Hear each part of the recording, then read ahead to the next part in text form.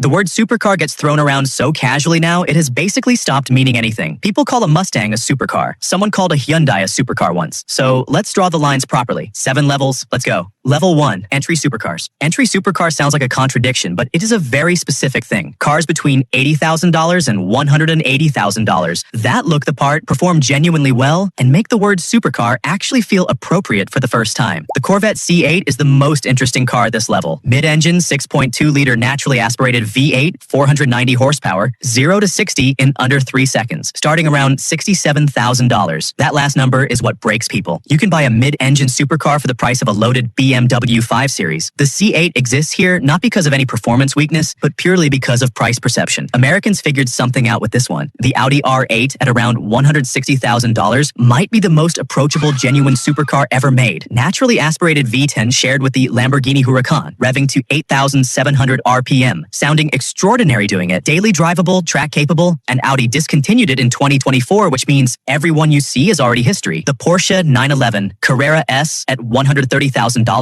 has been making the same rear-engine argument since 1963 and winning every time. The Lotus Emira, just over $100,000 is what happens when a small British brand builds their last petrol car and refuses to waste the moment. Hydraulic steering, mid-engine balance, supercharged V6. Not the fastest here, probably the most fun. Level 2, proper supercars. Level 2 is where the badge carries real weight alongside the performance. Between $180,000 and $280,000, these represent the core of what most people picture when they hear the word supercar. The McLaren 570S is the one that shocks people who have not driven it. 562 horsepower, 3.8-liter twin-turbo V8, 0 to 60 in 3.1 seconds, around $200,000. But the chassis is the real story. McLaren obsesses over carbon fiber construction and weight distribution in a way that makes the 570S feel surgically precise. The steering, the pivot around the driver, the feedback through every input, it drives like a much more expensive car because McLaren refuses to compromise the fundamentals regardless of where in the lineup you are. The Ferrari F8 Tributo makes the Italian argument for why emotion belongs in the engineering brief. 3.9-liter twin-turbo V8, 710 horsepower, 0 to 60 in 2.9 seconds. But you do not buy a Ferrari because the spec sheet wins. You buy it because at full throttle, the noise reaches a part of your brain that rational thought cannot access. Ferrari specifically tuned the exhaust so the sound changes character as revs climb. An engineering decision about emotion. That sentence only makes sense in Maranello. The Lamborghini Huracan Evo runs the same V10 as the R8, tuned entirely differently. 630 horsepower, all-wheel drive, more aggressive and more theatrical in every way. The Aston Martin Vantage at around $180,000 is probably the most genuinely beautiful car at this level, and that counts for more than people admit. Level 3, high-performance supercars. The gap between Level 2 and Level 3 is not just a bigger price tag. Something changes in how these cars actually drive and what they ask from the person behind the wheel. The McLaren 720S permanently adjusted what people expected from a supercar. 710 horsepower, 4.0-liter twin-turbo V8, 0 to 60 in 2.7 seconds. But the real story is the active aerodynamics. The body panels flex and adjust at speed to manage airflow. The dihedral doors that open upward exist because the structural sills are so deep that normal doors would not clear them. The engineering created the drama, not the other way around. The Ferrari 296 GTB divided people when announced because it uses a V6 with a hybrid system rather than the V8 everyone expected. 654 horsepower combustion, 167 more from the electric motor, 819 total. Ferrari spent time convincing people a V6 belonged in this family. Then the car came out and nobody who drove it argued anymore. The hybrid torque fills between combustion pulses so precisely that the power delivery feels seamless in a way pure combustion genuinely cannot match. The Porsche 911 GT3 RS is for the person who thinks driving should demand something back. Naturally aspirated flat 6 to 9,000 revolutions per minute, active aero with a wing borrowed from GT racing, completely uninterested in comfort. The Huracan STO is Lamborghini's version of the same idea. Lighter, race-derived, built for the track and barely tolerating the road. Level 4, V12/flagship supercars. There is a reason V12 supercars exist as their own category, and it has nothing to do with practicality. It has to do with the fact that 12 cylinders firing in sequence at high RPM produces an experience no other configuration fully replicates, and every manufacturer who builds them knows exactly what they are selling. The Ferrari 812 Superfast has a 6.5-liter naturally aspirated V12 making 789 horsepower. Front engine, rear-wheel drive, no hybrid assistance. Just 789 horsepower to the rear wheels, and a chassis Ferrari spent years making capable of handling that. At 8,900 revolutions per minute, it sounds like something that should not be road legal. It is the last front-engine V12 Ferrari will build before moving the engine behind the driver in future models. The Aventador SVJ took Lamborghini's 6.5-liter naturally aspirated V12 to 770 horsepower and added the ALA active aerodynamic system, electronically controlled flaps redirecting airflow to generate downforce in corners and reduce drag on straights. It held the Nürburgring production car record when it launched. The DBS Superleggera at around $300,000 wraps a 5.2-liter twin-turbo V12 and 715 horsepower in the kind of Grand Tourer body that stops traffic. It is the most livable car at this level and the most visually dramatic. Aston Martin has always understood that beauty is part of the engineering brief. Level 5. Limited Track Monsters. LT stands for Long Tail, a McLaren designation from racing heritage, meaning the engineers were given permission to stop compromising. The 765 LT strips, 80 kilograms from the 720S, tunes the twin-turbo V8 to 755 horsepower, adds titanium exhaust components and carbon ceramic brakes as standard. McLaren built 765 of them. The waiting list filled before most people knew it had opened. The Ferrari 488 Pista used technology directly from Formula One to take the twin-turbo V8 to 711 horsepower, reduced weight with carbon fiber body panels, and created the most focused mid-engine V8 Ferrari before the 296 arrived. Pista means track. Ferrari was not being subtle. What separates Level 5 from Level 4 is commitment. Limited production because building at scale requires compromising the exact character that makes them what they are. The Aventador SV pushed the V12 to 740 horsepower with weight reductions that made the standard car feel relaxed. 600 were made, gone almost immediately. Level 6. Hypercars, the Holy Trinity. 3 manufacturers, 3 philosophies, all arriving around 2013 and 2014. The question was, what happens when a supercar manufacturer uses their most advanced motorsport technology and combines it with a hybrid system to build the ultimate road car? Ferrari, McLaren, and Porsche all answered at the same time, and all answered differently. The LaFerrari answered with a 6.3-liter naturally aspirated V12 and a 161 horsepower electric motor from the KERS system Ferrari developed for Formula One. The McLaren P1 used a twin-turbo V8 with a 176 horsepower electric motor for 903 total, deployable in race mode that lowered the car, stiffened everything, and made the whole experience harder and louder. 375 were built. The Porsche 918 Spyder combined a naturally aspirated V8 with 2 electric motors for 887 horsepower, set the Nürburgring production car record, and somehow remained the most daily usable of the 3. 918 built. Obviously. Then there is the Bugatti Chiron, which exists in its own philosophical space. The 8.0-liter quad-turbocharged W16, 16 cylinders in a W arrangement, 4 turbochargers, 1,500 horsepower, starting around $3 million. The Chiron does not chase lap times. It pursues the idea of traveling very fast in absolute comfort, which is its own kind of extreme. 261 miles per hour. Occupants sitting in leather-trimmed near silence. Level 7. The absolute insanity. At some point, the conversation stops being about cars and starts being about what happens when engineers are given no remaining constraints. The Bugatti Mistral is the last car that will ever use the W16 engine. Bugatti confirmed it. The quad-turbo 1,600 horsepower 8.0-liter W16 that defined the brand for 2 decades will not appear in another production car. 99 Mistrals were built, convertible, 270 miles per hour with a roof off, making it the fastest open-top production car ever. The people who own one are not buying a car. They are buying the end of something. The Koenigsegg Jesko is named after Christian von Koenigsegg's father, which tells you something about what this car means to the people who made it. 1,600 horsepower from a 5.0-liter twin-turbo V8 on E85 fuel. The transmission has 9 speeds and can select any gear from any gear without going through the ones in between, shifting in under 2 milliseconds. Koenigsegg literally designed a gearbox around the concept of eliminating wasted time. The Jesko Absolute strips the aggressive aero for a smoother body, optimized purely for straight-line speed. Simulations put the theoretical top speed at 330 miles per hour. The run has not happened yet. What has happened is a production car quarter mile of 8.8 seconds at 185 miles per hour on road tires, and a 0 to 400 kilometers per hour and back to 0 record of 27.83 seconds. That last number is the one that does not feel real the first time you hear it. The Hennessy Venom F5 is named after an F5 tornado, and that choice tells you everything. Hand-built carbon fiber monocoque, 1,817 horsepower from a twin-turbo V8, targeting 311 miles per hour on a proper verified run. Unlike previous Hennessy cars that were modified production vehicles, the F5 is entirely their own. Bespoke engineering, bespoke VIN. And then there is Pagani, a one-man obsession that somehow became one of the most respected names at this level. Horacio Pagani builds every car by hand in a small facility in Italy, obsessing over the blend of carbon fiber and titanium the way an artist obsesses over for a painting. The Huayra R is 850 horsepower, naturally aspirated Mercedes-AMG V12, built purely for track use with zero road legal concessions. The Utopia takes a different direction entirely, 852 horsepower, manual gearbox option, and an interior so detailed that Pagani treats it as a separate design project from the exterior. These cars cost between $3 million and $6 million